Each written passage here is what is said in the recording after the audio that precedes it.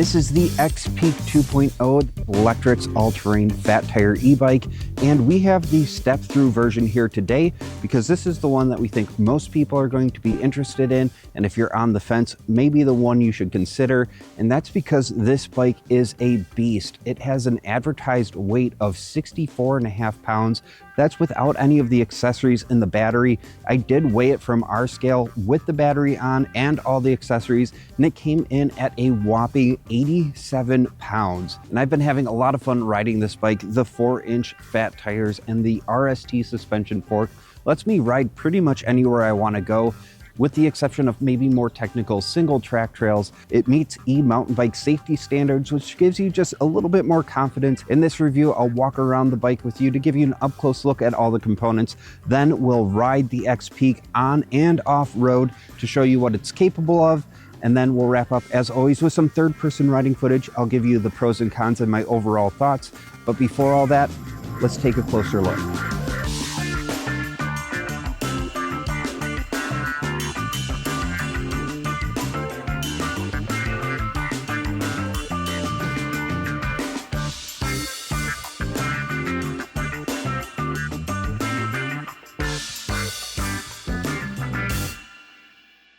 I did get caught off guard by some rain just now, so we changed some scenery, found some tree cover. Probably a good time to mention this bike is IP65 rated for water and dust. Lectric has built their reputation by offering as much value as possible for the price that you pay. A good example of this is the RST Renegade suspension fork was offered on the XPeak 1, and that is valued at $400 just by itself. And that's kind of crazy to think about when you consider the overall price of the original XPeak launched at $1399. And when they iterate on a popular model like the XPeak, they push the industry forward as far as what you should expect for your money because they improve this in a ton of key areas. So the XPeak 2 has an improved drivetrain, improved braking power, a stronger frame, a quieter motor, and Lectric's Power Plus torque sensor to point out just some of the key upgrades. The XPeak 2.0 launched at a starting price of $1399, which means all of those upgrades didn't come with an increased price. However, recently we did see the price go up by $100. So now the standard version of the XPeak is $1499, and we have the long range version here, which comes with a 20 amp hour battery, and that is $1699. But if you want to check out current pricing or any sales that are going on, you can scan the QR code on your screen. Also, if you plan on picking up the XPeak 2.0 or another model from Lectric and you want to support our channel, you can use our affiliate link down in the description when you go to make your purchase. It really helps make content like this possible. Thank you so much for your support. There are two color options. So if you get the Step-Over, which is more of a traditional diamond frame, that comes in Tempest Gray. If you get the Step-Thru, you will get the color you see here, Stratus White. The total payload capacity is 330 pounds. I mentioned it has an advertised weight of 64.5 pounds without the battery. With everything on it plus the battery, I weighed it at 87 pounds. So that's why we like this low standover height of 19.5 inches. It just makes a heavy e-bike like this so much easier to mount. Now this bike is designed for riders from 5'4" up to 6'4". I'm 6'1" with shoes on with a 33-inch inseam. No problems getting full leg extension and perfect timing. The rain just stopped, so let's walk around the bike, take an up-close look at the components. All right, first up, 2-piston, no-name hydraulic disc brakes, and a look at our first upgrade, 203mm rotor on the front. Same brakes on the rear, but a 180mm rotor. The wheel attaches with a Thru-Axle, and it has a quick release, which makes it very easy to take the wheel off. It also has slotted rims. You can see the inner tube popping through. And the tires are Chaoyang 3mm Hipposkin Plus, 26 by 4 inches, knobby tread, RST front suspension fork with Preload on the left and Lockout on the right. It has 100mm of travel. This is what you can expect. And on both the standard and long range model are included plastic fenders on the front, full coverage on the rear, Lectric's logo on the front. They did remove the front mounting points for a front basket. Cable routing goes through the frame. Also included on both the standard and long range is Lectric's Elite headlight. There is a taillight mounted to the rear rack. It is just a running light, so no brake actuation. Moving up to the cockpit, we have hydraulic disc brake levers, unbranded, but it does have motor cutoffs, rubber ergonomic locking grips, an underbar thumb throttle on the left side, Lectric's 3-button control panel, and an 8-speed Shimano trigger shifter. And under the display is a USB-C port for charging devices. And then we have Lectric's color LCD display. It is very easy to see in daylight, super vibrant at night. Up at the top, we have our battery readout. Right under that, we have our wattage we're drawing from the motor, so you can see that in real time. Front and center, we have our speed. Then you have your pedal assist level. Below that, you have 5 levels of pedal assist to work with, or you can have it off. Then you have your odometer at the bottom. But if you press the power button, you can get a little bit more information like trip mileage. You can get your voltage. You can get the current. You can also see your trip time. And then you're back to odometer. And if you want to turn the lights on, you hold the pedal assist up button. And if you want to use walk mode, hold the pedal assist down button, and you'll get about 3.5 miles per hour of assistance. Now there are advanced settings. There's 22 to be exact, but there's 3 that you're really going to want to know about. First one is how to change it into class 3 speeds. That's going to be your P8 settings. If it's set to 32, that's 32 kilometers or 20 miles per hour. If it's set to 45, you're in class 3 speeds, 45 kilometers or 28 miles per hour. Your next setting you're going to want to know about is your P11 settings. Now P11 is your power multiplier. If you have it set to 0, this is your default power mode. But if you set it to 1, you're multiplying the power, meaning you're going to get more help from the motor depending on how hard you're pushing into the pedals. Now moving on up to P22 settings. If you have it set to 0, your throttle and pedal assist is going to be tied to speed limits in pedal assist level 1 and 2. So level 1 is going to have a speed limit of 9 miles per hour, level 2 is going to have a speed limit of 15 miles per hour, then levels 3 through 5 are going to be unlocked. You're just going to have different levels of assistance depending on what you're in. If you go to 1, you're going to be unlocking your pedal assist but keeping your throttle tied to those speeds. And if you have it set to 2, you'll have full access to your throttle regardless of pedal assist level, and you're going to have access to the top speed in your pedal assist modes as well. For graphics, Lectric on the down tube, XPeak on top, XP on the seat stay on both sides, and on the down tube we have 3 mounting points for a bottle cage. There are 2 mounting points on the seat tube. This is Lectric's folding lock. At the time of recording this, the long range edition comes with the suspension seat post, and there is a preload adjustment, and the seat post is plenty long. And up top is Lectric's sleek saddle, and also included on both the standard and long range model is the rear rack with a 60-pound capacity, complete with a pannier hanger, and they do not recommend passengers on this rack. Now we have the 20 amp hour battery. Let's take it off the bike. You do have to find a good angle to put the wheel to make enough room.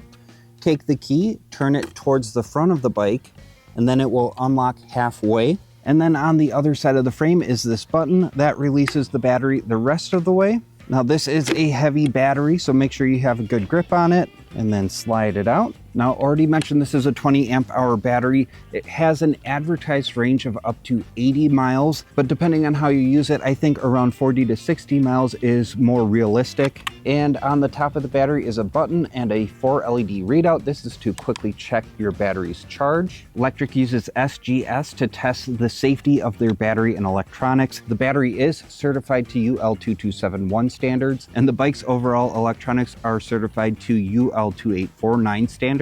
And as I mentioned earlier, the entire bike has a dust and water resistance rating of IP65. And on the bottom of the battery is a dust cover for the charging port. You can get a fast charger for this bike. Both models come standard with their 2 amp charger, so expect, if you have the long range battery, for charging times to be around 7 to 8 hours. And if you do get the fast charger, you can expect around 4 hours to charge this larger battery up. Also in the box, I received some replacement parts. They also sent me their folding lock that I showed you earlier. And something new I haven't experienced too much is they do send you a pretty rudimentary torque wrench, and all the bits you'll need for assembly. Now, this battery is very expensive. If you want an extra battery or a replacement, it's $600. So it's time for a shameless plug. We have a flame-resistant waterproof battery bag we sell at shop.ebikeescape.com. This is the small version, which is the perfect size for this battery. It is a roll top style, so just roll that up, give it a clip, and it creates a nice little handle for you. There's also straps so you can take an extra battery with you if you want to strap it to your rack. All right, but let's install the battery, locate the terminals, turn that wheel about 45 degrees, slide it up, terminals first, give it a squeeze, and you do not need the keys in the bike to ride, you only need it to remove the battery. You also have an easy to access charging port near the bottom bracket. It has metal pedals that are studded with reflectors, and they're quick release. So to do that, pull the collar and just pull it out. Popping them back in, you gotta line them up, pull the collar out, and you're good to go. It also has a rear mounted kickstand with a wide foot. It has Lectric's M24 Stealth motor on here, 750 watts. It peaks at 1310 watts, and it has 85 Newton meters of torque. That is paired, of course, with Lectric's Power Plus torque sensor, 11 to 32 teeth on the rear cassette. It has a steel chain that is rust resistant, also a chain guard on the chainstay, and a 46 tooth chain ring. Let's go for a ride and see how the XPeak 2.0 performs. We're gonna start things off on the pavement, but we'll definitely take this off-road as well. So first up, we're gonna do a throttle-only acceleration test to 20 miles per hour. Couple things to keep in mind for these performance tests. I'm a 200-pound rider. It's a really nice day out today. It's 60 degrees, not too windy, but let's get right into it. Lots to cover. Throttle only in 3, 2, 1, go. And a super torquey takeoff. We're already at 13, 14, 15, 17, 18, 19. There's 20. Looks like it's holding me at about 20.3, 20.4 miles per hour, and no problems holding me there. So very good acceleration. I'm just curious to see this slight incline, and it barely falters, holding me at 19 miles per hour up the hill. So plenty of power, good acceleration with the throttle, but let's slow things down and explore the pedal assist levels. Have a nice flat stretch of road here. So I'm in first gear, pedal assist level 1. Now I showed you a few of those settings when I went over the display, but we're gonna go to our P22 setting, and right now I'm going to set it to its default setting, which is 0. So what does that mean? Not only in each pedal assist level am I going to get a boost in power, but levels 1 and 2 are going to be tied to speed limits. But let's kick off here. And yeah, I'm going to shift up to second gear here, but you can see I'm holding steady at about 9 miles per hour. If I push in any harder, it's going to be just pedal support. The motor's not going to kick in any harder. Let's go into pedal assist level 2. This should boost me up to about 15 miles per hour. Shift up to third gear, shift up to fourth gear, and holding an easy cadence, and there's 15 miles per hour. And if I push in a little harder, it's all leg support. I think it's easier if I just show you. So let's go into the settings here, go to P22, and we're going to change it to 1. So what this means is now the pedal assist is no longer going to be tied to speed limits. All right, and I'm going to shift back down here to first gear. Let's go to second gear. And I am still getting motor support. Third gear. Fourth gear. So you can see in pedal assist level 1, I do have full access to the max speed that you have it programmed to. Let's go into pedal assist level 2. Got a nice little boost there. Shift up, we're in fourth gear. There's 15 miles per hour. So that's where normally we'd have that speed limit. And we'll push into the pedals a bit here. And there's 18 miles per hour with moderate effort. All right, but here we go in pedal assist level 3. I'm in fourth gear, very easy to take off right away up to 15 miles per hour. Let's shift up to fifth gear, sixth gear, and pushing into the pedals very easily, holding at 18 miles per hour. And because this is a torque sensor, It rewards you for pedaling harder. You get more motor support the harder you push into the pedals. Should be able to get up to 20 miles per hour. There we go. Starting to feel a little burnt in my legs, but not too bad. Let's go into pedal assist level 4. So the pedal assist levels are staged really nicely. You feel a pretty natural burst in power as you move up through them. And with easy pressure holding at 19 miles per hour or 18.5. So not going to have to push in too much harder into the pedals to get to the max speed of 20 miles per hour.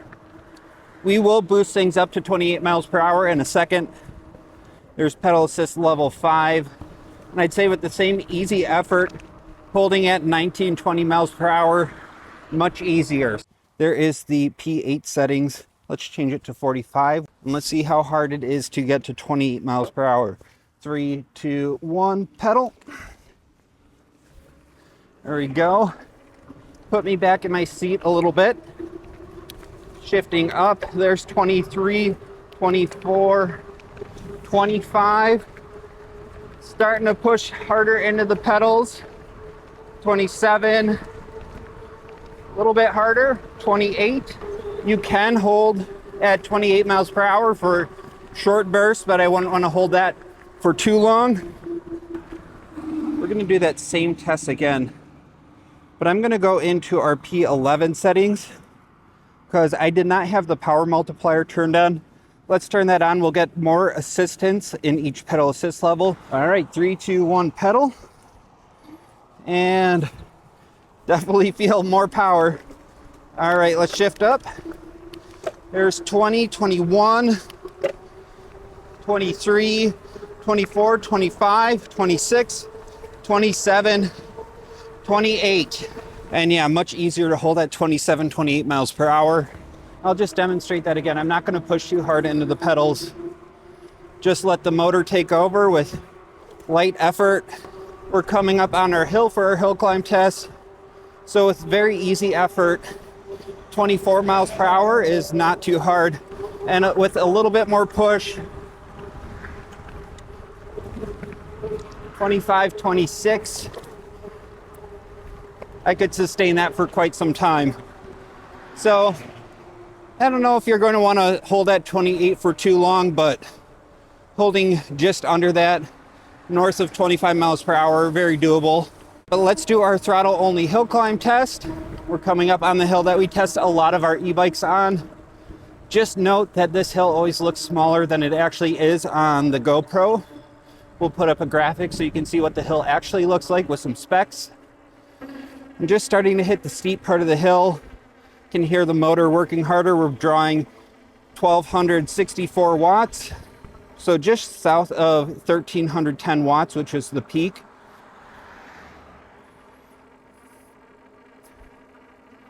And I hit a minimum speed of around 12 miles per hour, but it's picking me back up. There's 13. Climbing a little bit more, 13.2. No doubts we're going to make it up to the top of the hill with throttle power alone. And we do the throttle only test because it puts the bike in its worst case scenario. No rider support. The motor has to do all the heavy lifting. And holding at 13 miles per hour, the hill is starting to round out, so I am picking up speed pretty quick here. There's 16. We'll head back down and pedal up the hill in each level just to give you an idea of that threshold of where you're actually getting an exercise or where the bike is doing most of the work. On the way down though, I'll do a brake test. We have that larger rotor in the front, so we'll see if that helps. Usually get up to about 28 miles per hour. There we go. Let's brake in 3, 2, 1. No problem locking out the wheels. Good stopping power. So no worries with the brakes. They feel good. Not too much pressure down on the levers to get that stopping power. All right, let's turn it around and shift down and see how we climb in each pedal assist level. There we go. First gear, pedal assist level 1. And remember, I do still have the power multiplier on, so that's going to give me a little extra assistance If you want to save on your battery or get more of a workout, you can definitely change that P11 setting back down to 0. But with easy pedaling, first gear, holding at about 8-9 miles per hour, I'm going to shift up until I start to feel a burn in my legs, then we'll go to the next pedal assist level. So second gear, can still pedal this pretty well, not too out of breath, holding at 9 miles per hour. Let's go into pedal assist level 2. Definitely felt that motor scoop me up a little bit. There's 11 miles per hour. Let's shift up. So in fourth gear now, very easily holding at 11 miles per hour. But let's go to pedal assist level 3. Another good boost there. Very easy pedaling, holding just south of 13 miles per hour. Shift up, and the torque sensor is rewarding me a little bit with that shift. Let's shift up again, running out of hill. Pedal assist level 4 can shift up 14 miles per hour, 15. And pedal assist level 5. And it's just eating the hill. So very good performance on pavement. And this is a very powerful motor, peaking at 1310 watts, 85 newton meters of torque. One thing that is nice is I don't hear the motor at all when I'm riding. I appreciate that. I would say a reason for that though is that this knobby tread on the tires, you're gonna hear the tires more than the motor. Let's go to this off-road trail here because this is an all-terrain bike after all. I want to test out these tires and that front suspension. Here we go. I'm going to try to hit some rocks here as I go. It rained last night too, so should have some soft ground. I'd say the only thing is I'd want to change out the saddle just so I cushion my cushion a little bit more. You could also upgrade to a better suspension seat post. We do sell one at our shop at shop.ebikeescape.com. That is really nice. It just responds a little bit more smoothly, but lots of confidence riding on this soft ground here. Lots of bumps. That front suspension feels really smooth. Not too much of the impact is transferring to my wrists. Let's see how it climbs up this hill. This is about the same grade as the pavement. In pedal assist level 5, I can shift down here. But yeah, very easy climbing, no sliding around. Super fun to ride off-road. Happy to have the fenders. I see water splashing off the tires. And that's another cool thing too, if you want to like hop a curb. Very easy to do. You can ride over pretty much anything on this bike. I feel very in control with these brakes too. I would just say probably not going to be wanting to ride this on more technical tracks.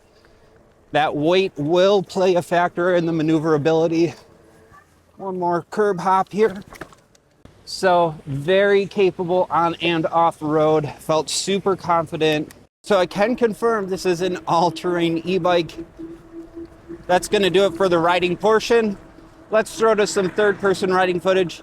I'll give you the pros and cons and my overall thoughts.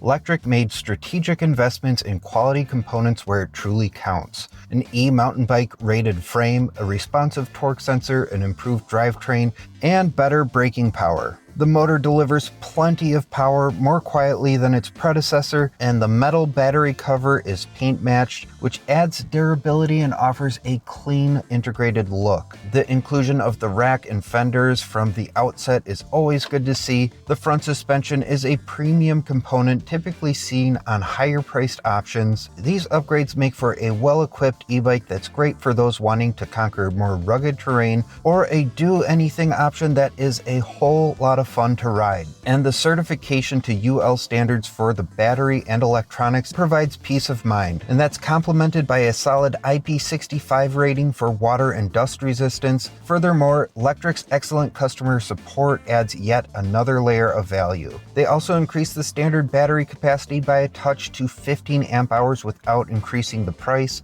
at least initially. It's currently priced at $14.99, and if you want the extra range, the 20 amp hour version is just $200 more.